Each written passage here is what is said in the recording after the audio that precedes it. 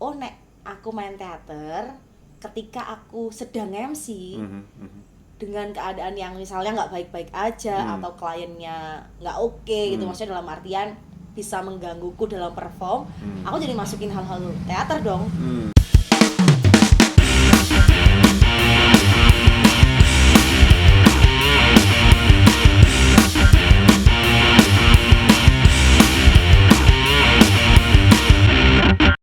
Halo, salam jumpa lagi dengan Berita Teater. Waduh, saya kalau jadi host ini menghadapi lautan ya. Wah, karena saya ketemu ini teman baik saya, teman proses, teman dulu sering curhat-curhat ya, bahkan dulu sebelum saya ketemu istri saya itu saya sering curhat sama dia. Nah, Wijil Rahmadani. Hai, ini teman-teman Berita Teater apa nih nama fansnya nih? Nggak ada, tapi kalau mau dibikinin boleh, tapi nggak perlu lah. Nggak usah lah ya. Nggak perlu. Iya. Berita Teater itu kan cuman ya platform berbagi saja, tidak perlu fans-fansan. Wah. Oh gitu. Emang kamu? Wah, Loh, kalau Wijil apa namanya? Nggak ada. Nggak ada? Wijilisius. Wijilisius, gokil. Gimana kabarnya Mas? Alhamdulillah pangestunipun. Wah, gimana nih manten anyar ini? Waduh. Ya, alhamdulillah menyenangkan ya ternyata ya. Wah. Kan kalian berdua senior aku. Oh gitu. Dalam pernikahan. Oh iya. Dalam iya. usia juga ya kan. Aku, kalau istriku kan lebih adik kelasmu toh. Iya, adik benar. kelasmu ya. Kok jadi ngomongin pernikahan? Ya, ini Wijil ini buat teman-teman yang masa teman-teman nggak tahu, harus tahu dong. Silakan di stalking sendiri ya. Wijil ini MC, aktor, apalagi Jil? Penyanyi. Masih nyanyi? Voice over, masih nyanyi nggak sih kamu? Masih, sekarang aku malah punya grup musik. Oh iya? Heeh. Apa namanya? Namanya Segera Bernyanyi. Segera Bernyanyi. Ya. Oh, apa itu? Maksudnya mereka bawain lagu-lagu sendiri, lagu cover atau lagu-lagu puisi? Itu lebih kayak ini sih, apa namanya? Jadi eranya kan sekarang kan DJ gitu tuh kan. Jadi DJ ada hostnya nyanyi gitu itulah. Oh, Cek oke. aja di Instagramnya Segera Bernyanyi. Segera Bernyanyi. Iya. Oh, oke. Wah, patut dicek ini. Itu apa genre-nya? Maksudnya model-model kayak dulu pernah sama Mas Yenu kalau nggak salah kamu ya? Nah, kalau Mas Yeno emang itu kolaborasi sih. Oh. Waktu itu kan ada acara Arjok kan. Terus habis itu kita berkolaborasi. Apa namanya koplo? Apa sih apa istilahnya? Koplotronika. Koplotronika. Wah, itu juga menarik itu. Iya, Nonton nggak sih? Cuma lihat ini aja story-nya Ya, teman-teman. kamu mah nggak pernah nonton. Nggak. Kalau aku berkarya tuh. Oh, bukan gitu ya, tiap orang kan punya kesibukan masing-masing. Oh, iya, Pas nggak siap. bisa itu, pas nggak bisa. Siap. Oh. Jadi sekarang sibuk apa, Cil? Selain MC. MC doang deh. MC doang. Ya kemarin habis pentas kan. Kemarin habis pentas sama teman-teman garasi waktu Batu. Terus juga masih terhubung sama teman-teman teater yang lain kayak Mas Jali. Itu masih sering ketemu. Oh, Mas Jalidu ya? Mas Jalidu. Oh, iya, pernah dari itu kami ajak GMT ngobrol tuh. Jogja Drama. Benar. Terus? Cuma ya selain bekerja atau MC gitu ya katakanlah, kayaknya sibuk ini deh, menyesuaikan diri sebagai seorang istri. Oh, gokil. Ya. Ya semoga lancar lah Malu ya. banget ini. Ya nggak apa-apa. Nah, ini menarik ini, maksudnya beberapa teman-teman biasanya yang mereka sudah jadi MC itu biasanya malah terlalu nyaman di MC dan malah udah jarang berteater. Karena ada juga beberapa Iya, MC iya. MC istilahnya Pak MC Kondang Jogja nggak sih? MC Kondang Jogja itu mereka memang berangkat dari teater atau Mas Gundi. Mas Kan Gundi. juga iya. Terus Mas Ovimik itu juga masuk gak sih? Iya, itu Nah. jurusan teater malah kuliahnya teater. Lah, ada juga beberapa teman-teman yang berangkat dari teater kemudian masuk ke dunia MC terlalu nyaman, mungkin pemasukannya lebih jelas ya daripada jadi aktor ya. Iya. Nah, tapi kamu sendiri aku lihat masih sesekali tetap berteater. Apa yang bikin kamu balik lagi berteater? Kalau aku nggak tahu sih, tapi tiba-tiba aja dalam hidupku gitu aku menyadari kalau teater tuh penting di hidupku gitu. Tapi bukan sebagai satu aktivitas utama gitu. Aku menyadari bahwa bermain teater gitu atau bersama teman-teman teater tuh bukan aktivitas yang utama aku lakukan, tapi kayak aku dalam hidupku aku butuh deh aku kayak belum bisa untuk memutuskan meninggalkan gitu, kayak aku nggak mau main teater lagi, aku belum bisa gitu. Apa yang bikin kamu tetap bertahan di teater atau kembali lagi ke teater? bukan kembali lagi ya, karena dari dulu kan aku Ya, maksudnya ya, nggak pernah vakum gitu. benar. Klise sih kayak jawabannya, tapi aku mengenal diriku sendiri gitu ya, atau bisa lebih memahami sosial di sekitarku tuh malah gara-gara teater. Ya nggak sih, kayak di teater kan terus kita misalnya kita dapat naskah gitu kan, terus apa nih yang beririsan sama hidup kita gitu kan, apa nih yang beririsan sama sosial kita, gimana kemudian kita mengejawantahkan hal itu sebagai sebuah pertunjukan, kan akhirnya kita jadi punya banyak layar di hidup kita yang kita kulik gitu, yang kadang nggak pernah kita sadari. Kalau aku nggak main teater, aku nggak pernah menyadari mungkin aku punya momen itu, punya perasaan itu, punya kenangan itu gitu. Dan gue penting banget sebagai manusia ternyata. Tapi berarti memang teater itu terus membuatmu istilahnya melek ya, melek bahwa untuk kita terus melihat apa yang ada di sekitar kita. Nah, terus menurutmu seberapa signifikan sih ketika kamu terus bertahan di teater atau jarang berteater dengan dunia MC-mu itu? Apa efeknya? Kalau aku kira-kira jarang berteater, ya misalnya kalau Mas Gundi kan dulu juga kalau nggak salah dia pernah cerita dulu waktu SMA pernah berteater kalau nggak salah, tapi sejak masuk MC udah nggak pernah teateran lagi. Ya mungkin sesekali, tapi nggak istilahnya tidak seintens kamu. Itu ngefek nggak kira-kira bagaimana intensitasmu di teater, ataupun memang itu ya hanya sebagai apa ya, hanya sebagai keberangkatan bahwa aku belajar public speaking di teater, atau malah sebaliknya belajar public speaking malah di MC gitu. Menurutku malah dua-duanya, jadi secara nggak langsung punya apa kelin-kelindan. Oke.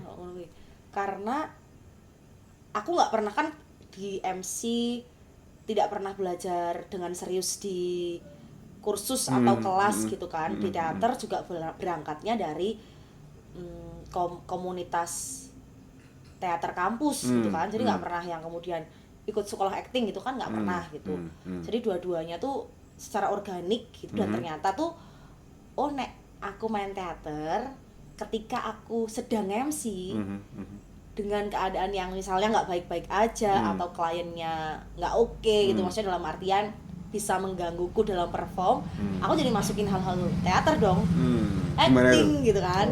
Kayak misalnya kan lagi sebenarnya misalnya nih ada event gitu, terus abis itu backstage-nya gitu misalnya ada banyak hal yang gak sesuai gitu.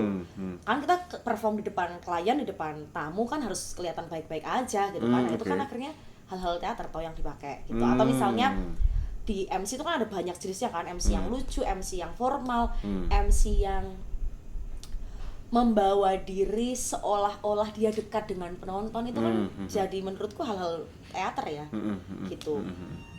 Pun sebaliknya di teater, karena aku punya keseharian yang ngomong gitu kan, jadi misalnya ketika aku menyampaikan vokal atau berdialog gitu, itu lebih mudah diikuti atau dimasukin gitu. Tapi Mas Dino ingat nggak, kita suatu waktu pernah ada satu pertunjukan, terus waktu itu aku masih di radio. Oh iya. Dan aku lekat banget tuh sama dunia ke MC. Ini broadcastnya. Dialek. Bukan dialek ya, aksen kali ya, kayak bicara. Nah, itu juga sebenarnya kalau misalnya nggak dikontrol juga gitu sih. Kadang-kadang jadi punya banyak perbendaharaan, tapi karena mungkin itu lagi dilakukan terus-menerus jadi suka kebawa. Nah, ini juga menarik gini karena ya benar. Dulu kami pernah satu proses ya sama. Apa sih itu proses apa sih? Proses ini di punggungmu kan? Di punggungmu ya? Iya, di punggungmu itu. Iya, yang sebelum mau ke Salihara kalau nggak salah kan ya. Itu sutradara kami Mbak Ferry, yang sudah juga pernah di wawancara berita teater itu mengingatkan Wijil, kan apa Jil? Vokal teater itu bukan vokal broadcast loh. Nah,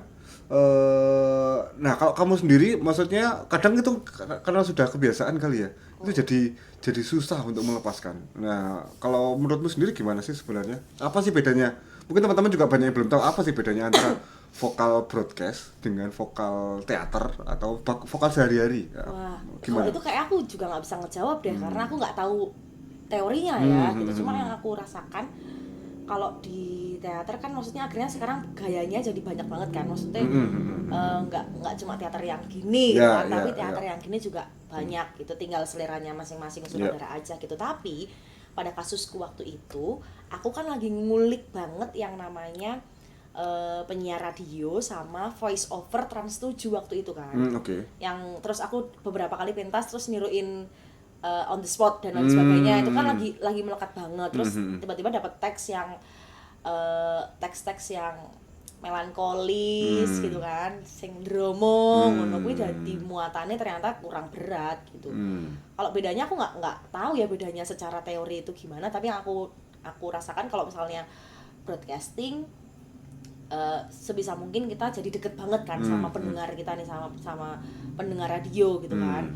Terus kalau teater tetap tergantung jalurnya yang mana nih, teater yang lagi kita tempuh, teater sing ini apa teater sing ya ini. Nah ini juga benar. Apa sebenarnya gimana sih bedanya antara vokal broadcasting dengan vokal biasa gitu taruhlah. Apa yang membuat kalau menurutmu ya, kalau misalnya teater kan jelas biasanya di atas panggung dia harus bulat, dia harus secara vokal juga memang harus jelas, keras, apalagi kalau semakin besar ruangan semakin besar juga power kita. Nah kalau aksen atau dialek dari suara broadcast itu apa sih bedanya sama ngomong biasa kayak gini nih? Kalau di radio atau broadcast gitu atau MC gitu ya, selain kembali lagi pada acaranya gitu kan, kalau misalnya MC kan ada MC formal yang kita nggak bercandaan atau apa, tapi basicnya misalnya ketika kita ngomong gitu, ini kan kita ngomong biasa, tapi kalau misalnya kita di radio misalnya kan, aku dulu 95,6 AFB Radio Your Station, apa kabarnya nih buat semuanya, jadi kayak ada suara yang kalau aku ngomong ini di mulut kita tuh kayak halo apa kabar, buat kamu yang lagi ada di sana kan kayak halo apa kabar sama halo apa kabar, itu tuh jadi beda banget sih. Aku nggak tahu kalau aku yang melakukan ya selain smiling voice gitu ya, itu juga kayak udaranya tuh ada di atas gitu loh. Itu kamu otodidak atau otodidak? Oh berarti memang lihat bos nggak boleh. Wah ini kucing tetangga ya. Tapi sering banget main ke rumah dan memang dari dulu aku kuliah tuh aku tuh suka nyediain makanan buat kucing gitu loh, jadi kayak dateng aja yang apalah rezeki ya. Sama di rumahku. Nah di rumahku aku tiap hari tuh makan 8 kucing dan itu semuanya kucing tetangga. Tapi nggak tahu walau ya karena ternyata itu memang melancarkan rezeki loh. Ya amin. Ya berbagi inilah ya. Tapi balik lagi kita ke smiling voice itu sepemahamanmu gimana dan kamu belajar otodidak. Kalau kamu istilahnya bagaimana sih memahami smiling voice, maksudnya apakah suaranya harus pakai kalau di choir itu kan ada istilahnya kayak suara kepala ya. Apakah head seperti voice. Itu head voice ataukah ada teknik tertentu biaya itu? Nggak sampai ke head voice sih. Nggak sampai head voice. Nggak sampai ke head voice. Dia tuh ini ya. Apa bos? Gimana? Tapi yang jelas misalnya kan kita ngomongnya sambil senyum, gitu kan, itu akan mempengaruhi juga sih gitu. Oh berpengaruh kepada ini ya, produksi suara juga? Iya. Coba kamu ngomong biasa. Ini suara apa ya ini ya? Ini suara pesawat. Oh, tak pikir suara ini apa namanya? Pompain enggak boleh ya. Udah bubuk sini bubuk. Wah, wis bubuk, wis bubuk. Tadi kalau ngomong sambil senyum ya? Iya. Coba misalnya aku ngomong bisa, halo apa kabar? Halo, salam jumpa. Halo, salam jumpa. Gitu ya? Atau maksudnya yang diubah itu maksudnya apakah sekadar wajah atau perasaannya juga kali ya? Perasaannya juga? Kan. Oh, oke. Jadi kayak ya udah kita kayak hai gitu. Apa kabarnya gitu sama apa kabarnya gitu kan, jadi berarti penekanan yang beda. Tetap sama kayak keaktoran sebenarnya. Maksudnya bagaimana menyampaikan suara tapi dengan perasaan tertentu gitu. Ya kan kita nggak mungkin tau, maksudnya kalau misalnya kita nge-MC gitu atau misalnya kita lagi di radio terus penyiar radionya atau MC-nya kayak nggak menarik untuk diikuti gitu kan, misalnya kayak misalnya nggak senyum atau nggak apa, kan itu juga jadi hal yang berbeda tau. Soalnya kalau emang konsep acaranya gitu kan ya beda lagi kan. Oh menarik, berarti memang ya lah ya, seorang MC memang harus selalu bisa ini ya menjaga emosi, jadi apapun yang terjadi itu ya ya. Iya kan teater itu toh. Teater banget ya. Oh oke. Tapi kamu pernah nggak misalnya menemukan MC yang memang dia nggak punya punya basic teater dan kamu bisa bedain, oh ini anu nih punya basic teater nih, oh ini ya sekadar jam terbangnya tinggi terus kemudian dia belajar dari situ. Bisa menandai nggak kamu itu? Bisa sih improve-nya biasanya. Oh, improve-nya. Sama keluasannya gitu. Oke. Tapi ya ibaratnya kalau MC yang udah punya jam terbang tinggi, dia butuh waktu berapa tahun, 10 tahun untuk menyadari bahwa aku harus ada improve, aku harus punya keluasan. Tapi kalau dengan kita belajar teater kan kita kayak motong jalan tuh. Yeah. Tanpa bukan kemudian mengesampingkan waktu belajar kita, tapi kita kayak secara natural tubuhnya gitu menuju ke situ. Jadi kayak motong jalan, memotong pengalaman gitu. Oke.